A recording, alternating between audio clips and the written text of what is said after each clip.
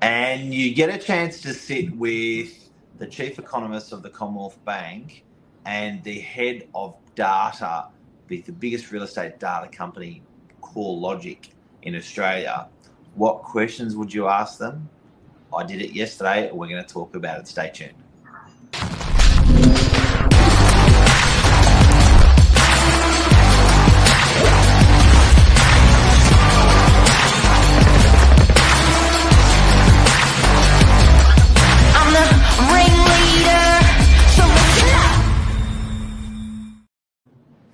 Good morning. Good morning, Mr. Silic. How are you? I'm good. How are you? Good. Very Fresh start, beautiful day. ready to go.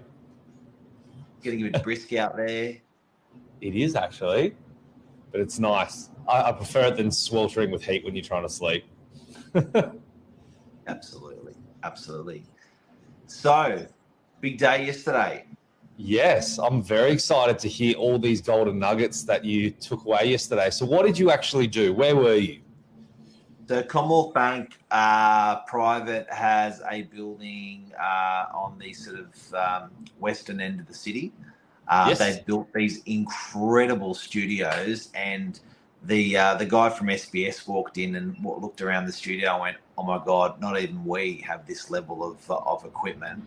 It is a fully cocked. I did a tour of it and put on my socials last night. It is a fully cocked studio, and it was packed with like industry heads. And then these guys sat down for an hour. They were interviewed by the SBS gentleman. I can't remember his name. And then we did a Q&A with them for 10 minutes, Lisa and I. Wow. Some heavy hitters to be talking to. Yeah, and lovely guys, very knowledgeable. Yeah. And so these guys there, with their role in terms of the CBA and so forth, what golden nuggets, like, I guess, with their position, what does that allow them to, I guess, have insight to that maybe just the everyday real estate agent like you or me, or just the everyday mum and dad don't know in terms of property in the property market? Well, I think the nice thing with these guys is they've made a job of being fed information, processing it, and making it palatable and understandable to people. And then also, I guess for a chief economist, he would be giving that advice internally to board members and to staff onto how to run a banking business, because that data is so important. But I think that, I'm sure both these guys would have a lot of information at their disposal, a lot of incredible people at their disposal in order to help with informed decisions in the way forward. Yeah, and it'd be a big job as well, like to have all that information all thrown at you and then to be able to put it together in a concise manner that you go, okay, there's all these terabytes of information, all these millions of people with loans and whatever it might be, and this is the couple of sentences I'm going to say. It's quite a big thing to put that all together. Big time. Big data. There's a lot of data. Yeah. So the burning question, what was the main topics that were discussed yesterday? Everyone loves talking about interest rates. Everyone loves that question on everyone's lips. Something that I learned was there is a lag. To cop the full effect of an interest rate rise in an economy is 3 months. 100%. That makes sense to me. So I was surprised, because I would think, okay, my interest rates went up and I'm paying more now, and that's the full effect. But no, the full effect is read 12 weeks down the track from when the rate went up. Yeah. I agree with that in terms of there's always going to be a lag with data as it comes through anyway for any sort of macroeconomic indicator. But especially with the way people act as well, when you get slapped with it and your interest rate increases, you go, oh, I need to change my spending. It's not like that next day or that week you go out and all of a sudden you've made all the drastic changes you need to do. People are slow to react. That makes complete sense to me that it takes people time before they really start to alter their spending patterns. So 3 months gives a true indication of, okay, this is the way things are now. Yeah. Interesting. What's the next one? What was that? Oh, I've got a question here. Yep. Why do these economists get it wrong so often? Yeah, it's interesting. The CBA, they're conflicting. If you look at the chief economists from the big four banks, there is inconsistencies. And I guess we're only human, hey. Yeah. So do you know what I mean? We're making sense of it. Well, that's the thing. I've got a pretty good reasoning for it, I think, anyway, in my humble opinion. Like I said before, there's all these massive amounts of data that's coming in. And to make sense of it, there's the rational in terms of, in theory, this happens, therefore that should happen. And then there's the irrational, which is like what we saw with COVID. Certain things happened and you go, okay, well, if that happens, people are going to act this way accordingly. And then people don't act that way accordingly. They act completely irrationally in a way that no one would expect. And I think that's what makes these guys' jobs so difficult, where you can have all the data in the world and you can obviously have it pretty bang on in terms of what should be happening. And then obviously when people start to react, who knows? Absolutely. Yeah, exactly. Now, interest rates. So if that's the burning topic that everyone was talking about, what was the 2 cents that these guys had in terms of interest rates? Look, they were quite definitive. 2 more rate rises. One next week. I think it's first Tuesday of the month. And the next will be the month after. And the full effect, obviously, is going to be 3 months after that to feel what we've just had, what we're going to get, the next one we're going to get. And then what was really interesting is probably some calm waters for 6 months. And then on the tail end and probably into 2024, that then the market starts to come back with interest rates quite a lot,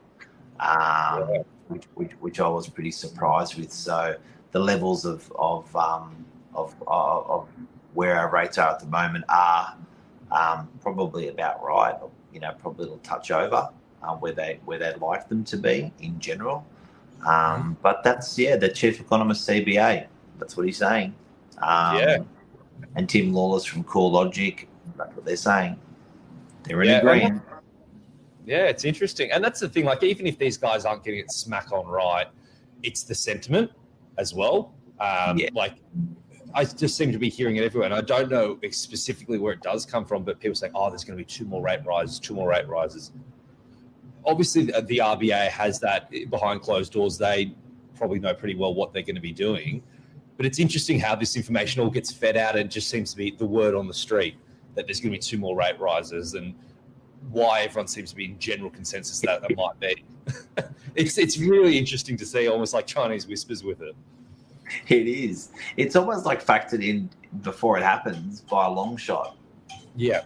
100%. Like, I think after we saw all the rate rises start to increase last year and everyone's like, they're going to keep going up, that initial shock was like, ooh, and obviously that's where the property market had its biggest downturn.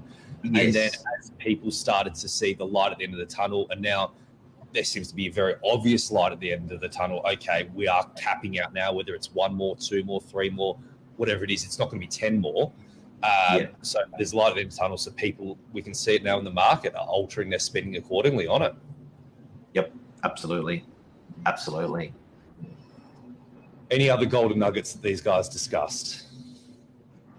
I thought the rates coming back down was cool. I thought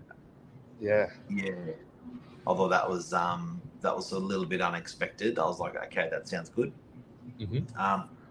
What I learned, what my takeaway was I was trying to work out how people reacted to some of these things, which is a really hard thing to measure, which is I think they call it sentiment in the marketplace. And I think I was trying to understand where we're going and where we're coming from. And I sort of put it down to an analogy that I thought about. And I was like, you know what? It's sort of like it's months full of heat, and then suddenly you have a 5-degree day. And it's like, what the hell? Where the hell did that come from? And it was more that shock factor in the market that I think really sort of really changed everyone in Australia, where they were just used to these rates and they were told that these rates were going to be like that for so long. And, you know, people, when you're told it's going to be hot, and it is hot, and it has been hot, and it continues to be hot, you sort of just go along your merry way in life. But when it's a complete polar change, it's really off-putting and it really freaks people out. So I think people are now getting used to it, you know, with these rate rises, and it's sort of become, and Michael, you've seen it in results in the last couple of weeks in the property market. I think people are like, well, this is the landscape, this is the temperature, this is how it works. And people are just getting on with it and factoring those things in. And a question that I got a lot of value out of that I asked was, what are the markers to then know that, you know, everything's okay and it's all calming down and rates aren't going to move much more and rates could go the other way? And that was inflation and that was unemployment. Yeah. So as soon as those markers start looking good, then that's when they're going to stop putting the pain on. So, you know, a lot of the stuff they're talking about was cost of building, cost of material, rose 11% last year. So, you know, looking at those sort of markers, because they directly affect inflation apparently as well. But yeah, talking to these guys was interesting about that. So they are the markers to watch. It's jobs, getting to reasonable levels, because it's very hard to find an employee at the moment. And that inflation, like, you know, those scary levels of 7+% on inflation. Now they're monitoring it monthly. I think when that starts getting to decent levels, then we can. The Reserve Bank's going to go easy on us. Yeah, and to give people a little bit of context as well, the Reserve Bank putting up interest rates, as a homeowner and someone that lives in your own little bubble, you go, well, this sucks. Interest rates are going up. They're just doing it. It's just hurting me. There's no benefit from this. It's just costing me, making my life harder. There's a purpose behind them doing it. The reason why they're putting up the interest rates, they want to curb inflation and stop it going up even more drastically so. And that's one of the big ways they can do it. And this is off the back of COVID. Like, we look at some other countries around the world. We've lost your camera there, Mark. And we look at some of the countries across the world. And what you'll find, guys, is like, and I don't know specifically which countries, but I've seen it, like inflation's gone up 10, 20, 30, 40, 50, 60, 70% plus. And it's just gone out of control. Versus, I guess, what we're going through at the moment is a bit of short-term pain for hopefully a long-term gain, where we live in an amazing country and we want to keep it running in an orderly fashion. And it's never going to be perfect. But like you said, they're those indicators. I think once inflation does start coming to a level that they're happy with, that's when they do start to put the brakes on these rate rises and we can return to a level of normality. So I just think it's never going to be nice. It's never going to be, I guess, feel good all the time. But back to what you said in terms of people don't like that sudden change. I think I was reading somewhere it was the first time interest rates had gone up in 10 years, 12 years, something like that, which means that for a lot of mortgage holders out there, they would have never experienced what it was like to, okay, I've now bought a house, I've got this interest rate from my bank. All they've ever known is it stays the same or it slowly goes down over time. And for the first time everything's going up, it's really quick. It's a scary thing, but people will adapt. People get used to it. And I think that's what we're starting to see now. And look, and if you've just tuned in yesterday, Lesh and I had the opportunity of interviewing the chief economist from CBA. You can actually go to our socials and see the 10-minute interview. Then we had 1 hour before that with the guys. And then we had the CoreLogic, which is the head of property data. When I overlaid that information with what they said yesterday and what we asked them yesterday, over across the information that we've got at hand as real estate agents on the northern beaches, it was pretty, I feel pretty safe about it. Like if we look at, Michael, how the market's performed this year, with the attendances increasing, with the deals that are happening over the last couple of weeks, when you overlaid that information with what they said yesterday, I feel pretty good about the property market. I feel they were very strong about the CoreLogic guy was really strong about, look, you've had growth prior. We built a buffer in before these prices came back. Like a big buffer. So it's cool. It's cool sort of thing. And then another thing that was quite off-putting was that people are paying 3 times more on their interest rates, than what they were paying, what they were used to or getting used to. They also brought up a graph showing over the COVID how much government subsidies put in people's pockets. And it was a lot of money. Like, they actually showed a graph of how much went into Australians' pockets as a result of government incentives. And it's a bigger number than I thought. So it's, with these rates, I think everyone's got to remember, and the guy said it really well from, I just can't remember his name from yesterday, but the chief economist from CBA. But what I loved, what he said, is we can't spend the money. Government shouldn't spend the money. So at the moment, it's going into a coffer. So all that extra money from the reserve that the Reserve Bank's cranking out of people at the moment is going into big coffers, and that should be paying back debt. And I thought that's fair. In COVID, the people were had their hands out and were lining their coffers. Now Australia's putting their hands out and lining their coffers to put the money back in where it came from. Yeah, it's a zero-sum game, as we'd say, in terms of the money doesn't disappear. It just it goes to another. Yep, it's about making sense exactly of it all. Right.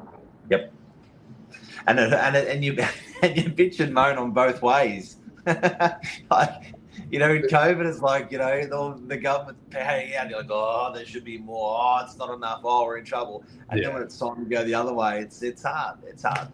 Yeah, no, I don't think it's ever going to be perfect. That's the bottom line. I think you look back at the history of any country, and I don't think you can ever say that was all run perfectly. That was exactly the way we want it to be. But it's making the best of what you got. Absolutely. Any questions before we go? Very good. Lisa made a good point. Who'd like their job? It's a tough job. It's a tough gig. Oh, amazing guys. Beautiful minds. Yeah. Beautiful mind. No, I think that's it. That's really interesting. I hope it's been valuable for some of you guys out there as well, because it's not like, I guess you hear a lot of time like Mark and myself talking about us on the ground in real estate. And that's more of a micro level. These guys are talking more of a macro level. So hopefully there's been some useful information there. And definitely go onto the Novak social channel, Mark's social channel, to watch some of the clips there as well, so you can hear it directly from them. Lisa asked some killer questions. It goes on for about 8 minutes. You can watch it on those socials, and it's I think it's really, really exciting times that are ahead of us in the property market and stuff like that. And fundamentally, nothing's changed.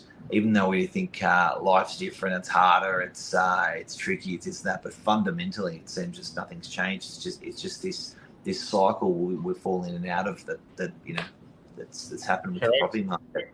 Like on a micro level for the Northern Beaches, nothing's changed with the Northern Beaches. It's still just as good a place to live as it was 5 years ago. None of those factors have changed. It's just about people's pockets. And once that levels out, I think people are still going to want to live on the Northern Beaches. Yep. Awesome. Absolutely. Thank you, Mark. Appreciate it. Thanks, everyone. Thanks for watching. See you later. Bye. Bye.